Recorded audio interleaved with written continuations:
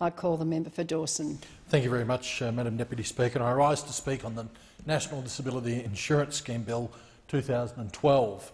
In doing so, I'd like to note the bipartisan support the NDIS has in this parliament.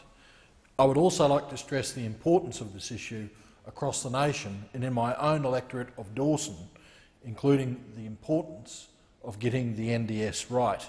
And I would also like to raise some concerns that I have about how the NDIS may be implemented. On August the 20th, 2012, I introduced a motion into this place calling for the establishment of a joint select committee on the National Disability Insurance Scheme. The motion was put forward in the spirit of bipartisanship because all members from all political parties in this place and also in our state governments are supportive of the NDIS. In the words of the Leader of the Opposition, the NDIS is an idea whose time has come. It was an idea that was conceived by John Walsh, a partner at PricewaterhouseCoopers, and was first canvassed at the 2020 summit in 2008. And the Liberal National Coalition supported the government's referral to the Productivity Commission for an inquiry into the NDIS and has been strongly supportive of a bipartisan approach to the implementation of the scheme. Last year, the opposition leader, on behalf of the entire Liberal National Coalition, released a statement that said, quote, "Right now, the treatment given to people with disabilities depends upon how the disability was incurred and which state it happened in. Most rely on state government-funded disability services where demand always outstrips supply. It's wrong that people's treatment should depend upon the litigation lottery or more upon what the system can afford than upon people's needs. The National Disability Scheme should be a new project that unites Australians. It has to be done responsibly, but it does have to be done. The Coalition will do what we reasonably can to make the NDIS happen and would accept a government invitation to be jointly responsible for this vital national project." On the 13th of April last year, the opposition leader sent a letter to the Prime Minister putting forward the concept of creating a parliamentary NDIS committee that would ensure policy stability for the proposal until the scheme's full implementation. But there was no written response to this request, merely a brush-off through the media. And on the 27th of April, the opposition leader repeated that offer to the Prime Minister, but this time the offer was formally rejected. As we know, the implementation of the NDIS, as it's proposed by the Productivity Commission, will take 7 years. That'll span the lives of at least 3 parliaments and quite possibly different governments. And so the motion that I put to Parliament last year put another formal offer on the table, an offer that should not, given the bipartisan support, be rejected, and yet it looks like it has been rejected. My motion, which was moved in August, has been debated but has still not been brought forward for a vote.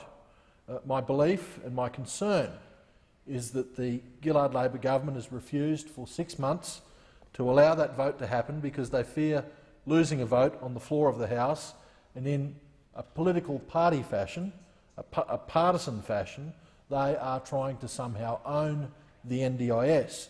And that would be a very disappointing state of affairs for people who desperately want to see the NDIS implemented and implemented well. When introducing that motion in August, I spoke on the various reasons why this issue is very important to me, because, Madam Deputy Speaker, I grew up in a family where disabilities were actually a lived experience. My mother was born with cerebral palsy. She's an epileptic. I had to deal with the issues associated with that as a youngster, including picking her up when she's unconscious on the floor and trying to revive her. In fact, my mother told me that her mother had relayed to her when she was born, the doctors said, give her up, just put her into government care and be done with it. She'll never be any good. And that was the attitude back then. And my father, he lost his leg to cancer when he was 19, so we really did live disabilities in my house. I'm now the very proud godfather of James, who is on the autism spectrum, I should say, but he's a great little kid and I love him dearly. And so for all of those reasons, I know too well why a national disability insurance scheme is needed in this country. And there are many dedicated people and organisations right throughout the nation, but particularly in my electorate, that I want to mention because they know the importance of getting this scheme right, because they deal with the issues, with the disability issues every single day. Organisations like Autism Queensland, where my godson's involved in some of the programs that they have, Blue Care, and I want to particularly mention the Director of Nursing in Bowen, Helen Woodhouse, Monica Laws and her team at Compass Whitsundays, the Burdekin Community Association, who do a great job throughout Ayr and Home Hill and the surrounds, the Kutharinga Society of North Queensland, and I want to mention Brett Edwards, who's the General Manager of Support and Accommodation Services for them. Mandy Edwards and her team do a fantastic job in Bowen with Bowen FlexiCare Service, same as Mike Bolt, who's the Manager for Engedi, another service provider in the Mackay region. Nina Swara and her team at Mackay Advocacy provide advocacy services for people with disabilities. There's Thomas Block at Maidec and Coordinator Karen Langtree, who provide a great service, and they took me through their Johnny Smith Respite Centre, which, when it's fully complete, will be a fantastic facility for respite care in the Mackay region. Jodie Gann, who's the Area Coordinator of Lifestream, the Lifestream Foundation in Mackay. We've also got Amy Williamson, who's the Operations Manager and her team in Life Without Barriers. The Pioneer Employment Service does this fantastic job of getting people with disabilities into real meaningful employment, and I want to particularly mention Operations Manager Valerie Cummins and her team. And you know, last but certainly not least, in fact probably top of the list, is the Endeavour Foundation. The Endeavour Foundation, as most people know, is a national organisation, but they have strong local teams, particularly in my North Queensland electorate. And to celebrate International Day of People with Disabilities, the Endeavour Foundation put on an art competition where they sought entries that illustrated the theme for that International Day. And the theme was removing barriers to create an inclusive and accessible society for all. All the entries were uploaded to their Facebook page, and supported employee from Mackay, Ashley Burke, from the Mackay Business Centre of the Endeavour Foundation, received the most likes on his drawing, and he won the People's Choice vote for this dynamic little bit of artwork, which was him doing a taekwondo kick, and it actually won him an iPad too. And Ashley's really into the taekwondo, and I had the pleasure of presenting Ashley with his prize at the end of last year, alongside the Senior Business Service Manager at Endeavour there, Sean McCauley. Ashley's work of art was entitled "Once I Started Breaking Boards, I Started Busting Barriers," and he explained to me that he was knocked back a few times by different taekwondo instructors because they didn't see his potential, but he kept pushing, and despite those setbacks, he remained determined to pursue his goals. And that talented young kid is now a red belt black tip, and he's about to go for his black belt in taekwondo. And so he truly sees that when he starts breaking those boards, and he assures me he can break the boards, I didn't try it out, but he assures me that he can, but that is him busting the barriers that's put in front of him, and I think that's fantastic. Ashley's one of almost 60 supported employees who work at the Mackay Business Service for Endeavour, and I've also seen 38 other people with disabilities at their Learning and Lifestyle Centre in Shakespeare Street in Mackay, and they're also supported in accommodation services by Endeavour. But these are the organisations and people that the NDIS will help. National Disability Services, the peak body for non-government disability services, gave an apt definition of the NDIS. They say it will be an entitlement-based funding mechanism which will provide flexible, person-centred supports so that people can participate in ordinary daily life. But the benefits go beyond just people with disabilities and disability service providers. It actually benefits the entire nation.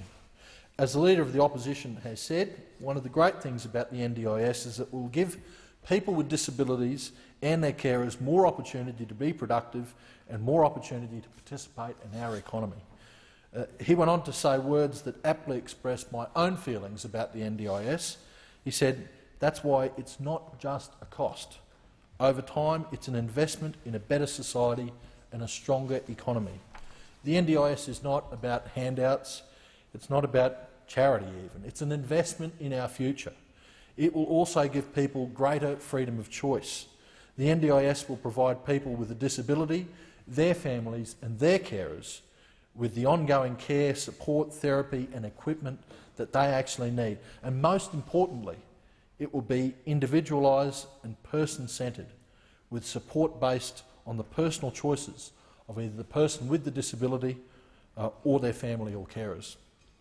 And that is fundamentally the great thing about the concept of the NDIS, empowerment. It lets individuals and families decide what services will best fit them, rather than having some bureaucrat in a state capital work it out on a desktop model. It opens up competition and opportunity within the disability services sector, which is good for both the person with the disabilities, as they will have affordable choices for service provision, but also it's good for the disability service providers, as they will have greater certainty in terms of long-term service demand. And in my view, that is a key ingredient to the NDIS. There is a lot to look forward to about it, but in the back of my mind, I've got to say I do have some alarm bells ringing. The first warning bell, obviously, is funding. Where is the money going to come from? The second alarm bell is value for money. Much of the money that's been borrowed on the taxpayers' behalf right now to fund the initial stages of the NDIS will actually not be going to people with disabilities. It will be going to establishing and maintaining the systems and the administration or bureaucracy that goes around it. And you know that this bill itself establishes the framework for the National Disability Insurance Scheme and the National Disability Insurance Scheme Launch Transition Agency. And while it is a necessary part of building the NDIS, there is a danger. We've got to be aware there's a danger that the NDIS could be hijacked and could be transformed into a bureaucratic quango. And we cannot allow that to happen. We just cannot. The funds must flow through to the people that need the money and the improved services, people with disabilities and their carers. And I'm looking forward to seeing a well-constructed, cost-efficient NDIS being implemented in Queensland to make a difference in the lives of people who need it. In Queensland, Premier Campbell Newman has just commenced cleaning up almost 2 decades of Labor finances and the mess that was there. He still managed to have a commitment of an additional $313 million in disability spending for the NDIS by 2018-19. An article from the Courier Mail on December 13 last year put his commitment in context. Mr Newman faces a difficult battle after inheriting a government that spent less per capita on disabled than the other states. Mr Newman said his government would kick-start the funding with a $50 million injection in 2014-15, when the budget is projected to return to surplus. That will climb to $330 million extra by 2018-19, bringing the increase in 5 years to $868 million. The state currently spends $959 million on its disabled. So why is it that the Prime Minister and her government greeted a similar announcement in New South Wales with enthusiasm and merely scorned the Queensland government? And that's very sad indeed that that happened. But Fiona Anderson, in a blog on the Every Australian Counts website, offered a bit of an insight. She pointed out that the Queensland Premier denied the Prime Minister the opportunity of sharing the stage for that important announcement, unlike the New South Wales Premier. Whatever the reason, it's clear that the NDIS, with broad bipartisan support, is somehow still being used as a political tool. And I've got to say the cause is above politics. It is above politics, and it's time the government placed the future success of the NDIS above politics and just got on with the job of delivering it. Thank you very much, Madam Deputy Speaker. Thank you, Member for Dawson.